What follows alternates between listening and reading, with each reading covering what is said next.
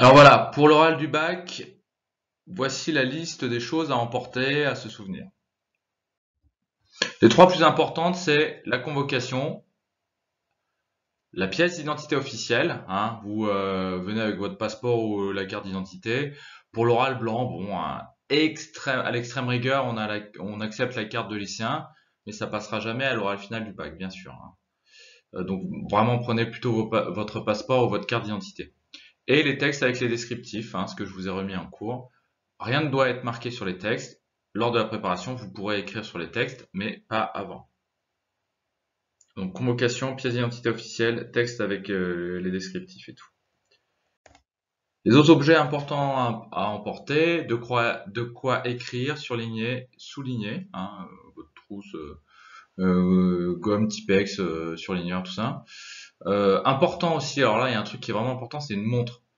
À quoi ça sert la montre? Ça sert à savoir combien de temps de préparation il reste pour éviter d'être surpris, hein.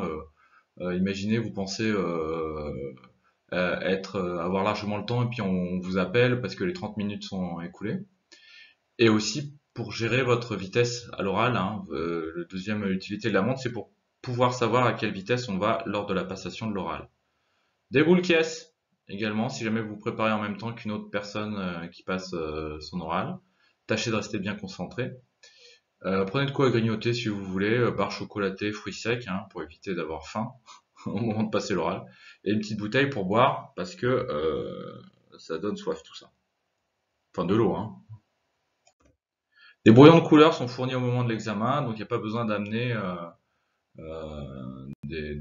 vos propres brouillons, hein. Si vous avez amené des feuilles vierges, etc., il ne faut pas les utiliser, hein. Utilisez seulement les brouillons de couleurs qu'on vous donne. Au moment de l'oral, qu'est-ce que vous avez avec vous au moment de la passation de l'oral devant l'examinateur? Vous avez le texte que vous venez d'annoter, vous venez de gribouiller dessus, votre brouillon, un stylo pour écrire et une bouteille d'eau. Et c'est tout. Les trois derniers conseils. Alors niveau brouillon, hein, vous numérotez les pages et vous écrivez seulement au verso. Donc seulement sur un côté du papier. Vous faites pas des recto verso. Sinon, vous risquez de vous embrouiller dans vos papiers, hein. C'est parce que vous allez passer votre temps, si vous retrouvez pas votre feuille, à retourner les papiers en catastrophe. Ah non, ça c'est le recto, non, ça c'est le verso, ah, ça c'est quelle page.